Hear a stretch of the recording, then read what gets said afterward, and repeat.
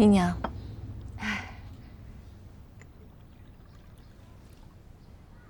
父亲他近来还好吗？都挺好。看到你在长安如此富足，姨娘也很是欣慰。你父亲在洛阳时时惦念着你。这些胡饼是他特地叫我带来给你吃的。他为何不亲自过来？唉，牡丹，你有所不知，这何家呀，是一年亏过一年，如今已是家徒四壁了。你父亲四处奔波，忙着还债，哪儿还脱得开身呢？怎会如此？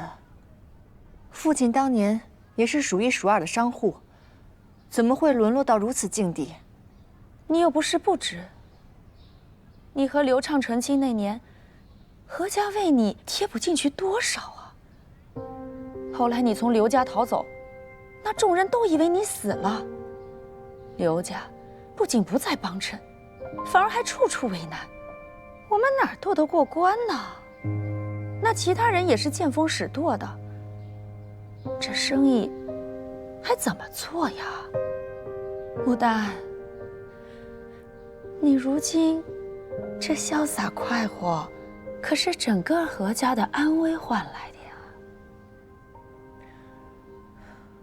我明白了，我收拾一下细软，回趟洛阳，与父亲商量一下解决之法。别！你父亲的性子你又不是不知道，他可不就是拉不下脸才让我来找你的吗？那你就算回去了，他也不会见你的。可若是我不回去，我如何帮父亲打点生意呢？说的也是啊，你们父女俩啊，姨娘知道，这心里都记挂着对方。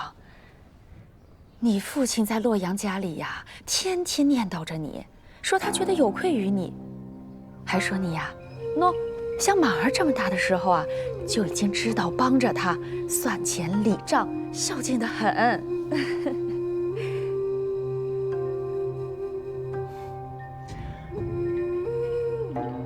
如今父亲有难，哪怕他不见我，我也不会坐视不管。这样，我差人先置办一些玉器，还有丝绢，你带回去，解燃眉之急。这几日，我会联络长安的药商，想办法牵线搭桥，让父亲的生意重新做起来。好，牡丹有心孝顺，姨娘甚是欣慰。只不过，你说的这些个法子，它毕竟不能从根本上解决何家的困境啊。姨娘，这是什么意思啊？姨娘跟着你父亲这些年，生意的事情也算是略知一二，你又何必瞒着姨娘呢？长安城谁人不知，这方圆才是你身材的根本呐。不是父亲叫你来的。牡丹何出此言呢？自然是你的父亲叫我来的。我深知父亲的秉性，他对母亲用情至深。母亲生前最珍惜的便是方圆，父亲深知这一点，怎会向我讨要？姨娘瞒着父亲来到了长安，还真是煞费苦心啊。但可惜，你从我这里得不到一分一毫，更夺不走这个方圆。来人，送客。请吧。牡丹，你误会了。牡丹，如今何家真的需要你的帮助。你看看马儿，你看看你阿弟，他还如此年幼，你忍心看着他跟着我们一起忍饥挨饿、风餐露宿的吗？不忠不孝的无礼俗妇，我才不认你这个姐姐！不许说这句。父亲有句话，确实没有说错。我8岁的时候，便跟着他跑商铺做生意，算盘拨得比账房先生都要快。若是你的儿子能做到这一点，定不会让你过上忍饥挨饿的日子。毕竟，他又忠又孝，又明事理。满儿可是你父亲唯一的子嗣，将来是要继承何氏家业的。你竟如此偏损于他，等他将来当了何氏家主，回了洛阳，你可是要向他下跪磕头的。真是笑话！我早已自立门户，他当谁的家主，跟我有什么关系？你面前站着的可是名满京城的花满珠店主，你让他跪？你看看那墙上挂的字，那是圣人亲手写的。我劝你说话还是客气些。你一个小小的贱婢，你说谁贱婢呢？我们方圆可没有贱婢。哎，你们这儿你若是再不走的话，休怪我不客气了。何为芳，你的良心莫不是被狗吃了吧？若不是你当年逃家的时候带走了我何家一盆名贵的牡丹，这才有了发家的本钱。怎么，如今风光了，想要翻脸不认人了？我告诉你，你如今这泼天的富贵，就理当有我何家的一份。我在长安白手起家，几度危难起伏，我从来没有求过你们任何人。而如今，你想来分一杯羹了？我告诉你，那琼台玉露是母亲所种，方圆是她留给我的嫁妆。父亲有难，我自会与他商量。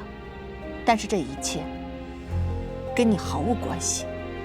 来人，送客！我不走。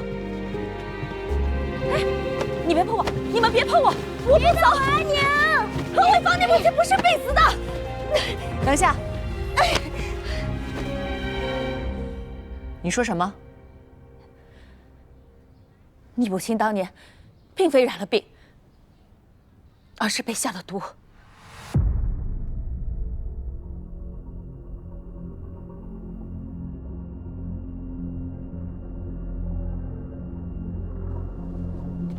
走。